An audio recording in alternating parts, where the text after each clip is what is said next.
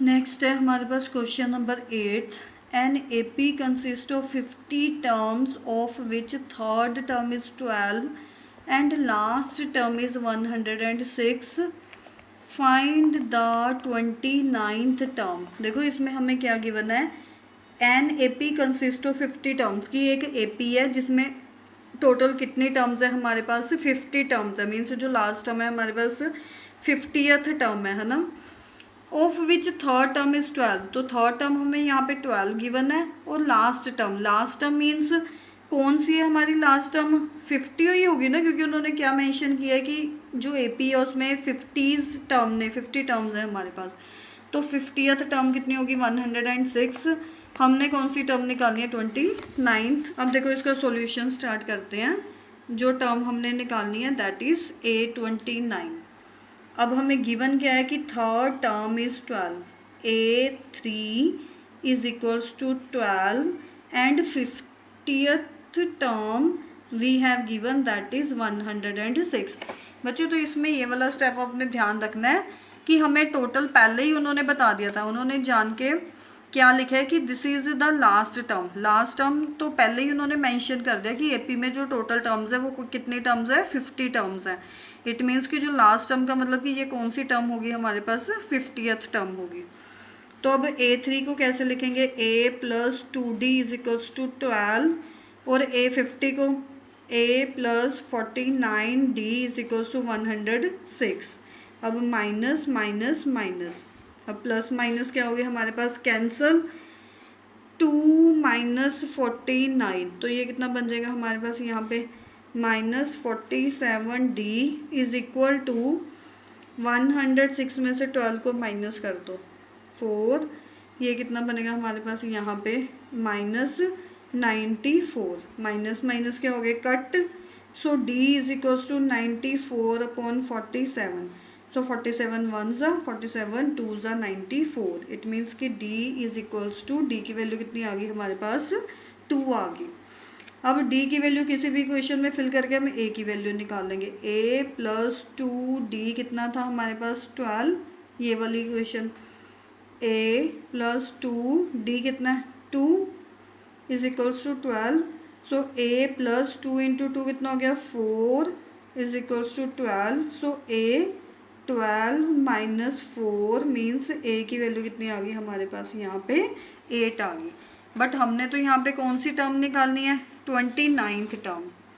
Now A29 is equals to A plus 28D। A कितना है 8 plus 28, D कितना है हमारे पास 2।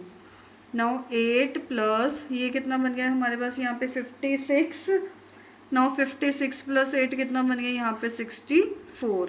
सो A29 is equals to 64। Now next is question number 9th। If the third and the 9th terms of the AP, means third term हमें कितने given है 4 और 9th टर्म हमें कितने गिवन है -8, which term of this AP is 0। तो हमने check करना है कि जो 0 है वो कौन सी टर्म होगी। ठीक है, मीन्स 10th टर्म है 15th टर्म है 20th टर्म है, वही हमने n की वैल्यू मतलब यहाँ पे निकालनी है। तो अब इसका सॉल्यूशन स्टार्ट करते हैं हम। गिवन क्या है हमें कि A3 मीन्स थर्ड टर्म कितनी थी गिवन हमें 4 और 9th टर्म हमें कितनी गिवन थी यहाँ पे -8। नाउ A3 मतलब A plus 2D is equals to 4। A9 का मतलब क्या बनेगा यहाँ पे A plus 8D is equals to -8। Minus minus, अब यहाँ पे तो माइनस का था ये प्लस का बन गया, these terms cut, 2 minus 8 -6D, 4 plus 8 कितना बन गया 12। तो D की वैल्यू कितनी आ गई 12 अपॉन -6 दैट इज -2। अब D की वैल्यू किसी भी इक्वेशन में फिल कर दो। A प्लस 2D किसके इक्वल है 4 के, A प्लस 2D कितना है हमारे पास -2 is equal to 4। A -2 into 2 4 is equal to 4। A कितना बन गया 4, ये -4 इधर आके प्लस का 4 बन गया, तो a is equals to 4 plus 4 कितना बन गया यहाँ पे 8। अब देखो हमने d और a की वैल्यू तो हमने निकाल ली यहाँ पे। अब चेक करना है कि जो 0 है वो कौन सी टर्म होगी, है ना। हम यहाँ पे क्या एज्यूम कर लिया कि यहाँ पे जो 0 है वो nth टर्म है 0, है ना। तो इसको कैसे लिखेंगे, a plus n minus 1 into D is equal to 0।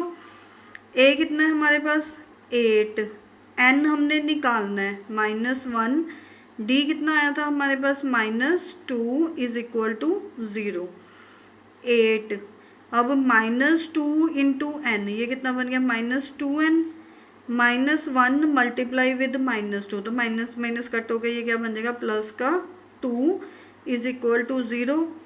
8 plus 2 कितना हो गया 10, -2n इज इक्वल टू 0।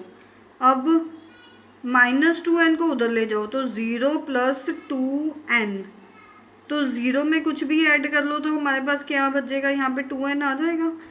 2 क्यों हो रहा है n के साथ यहाँ पे मल्टीप्लाई, तो इधर आके क्या हो जाएगा, दूसरी साइड आके डिवाइड, तो n की वैल्यू कितनी आ गई हमारे पास यहाँ पे 5 आ गई। मीन्स कि इस टर्म में 5th टर्म है कि 5th टर्म की वैल्यू हमारे पास कितनी होगी, यहाँ पे 0 होगी value. Now next is question number 10th, the 17th term of an AP exceeds its 10th term by 7। मतलब क्या कह रहे हैं इसमें, जो 17th टर्म है AP की, है ना, वो कितनी है हमारे पास 10th टर्म एक्सीड्स। एक्सीड्स का मतलब क्या हो रहा है कि उसमें हमने प्लस करना है, 10th टर्म में किसको प्लस कर देना है, हमने 7 को ऐड कर देना है। तो यहाँ पे हमने क्या निकालना है, कॉमन डिफरेंस। तो अब देखो इसका सॉल्यूशन स्टार्ट करते हैं हम 10th क्वेश्चन का। तो हमें क्या गिवन था कि 17th टर्म ऑफ AP, तो 17th टर्म मतलब A17 इक्वल टू एक्सीड कर रही है, मतलब उससे आगे है कितनी 10th टर्म प्लस 7। तो A17 हमारे पास कितनी है, हमारे पास A10 प्लस 7। तो अब इसकी वैल्यू हमने निकालना है यहाँ पे डिफरेंस। तो A17 किसके इक्वल होगा, A plus 16D, A10 A plus 9D plus 7। अब देखो यहाँ पे A plus 16D minus A, मैं A को इधर लेके आई तो माइनस का बन गया, 9D भी इधर आके क्या बन गया -9D इज इक्वल टू 7। तो देखो A क्या हो गई यहाँ से कट, 16D माइनस 9D, तो 16 में से 9 के कितना बन गया 7D इज इक्वल टू 7। तो यहाँ से D कितना आ गया हमारे पास 7/7 इज इक्वल्स टू 1। तो यही हमने निकालना था, D की वैल्यू कितनी आ गई 1।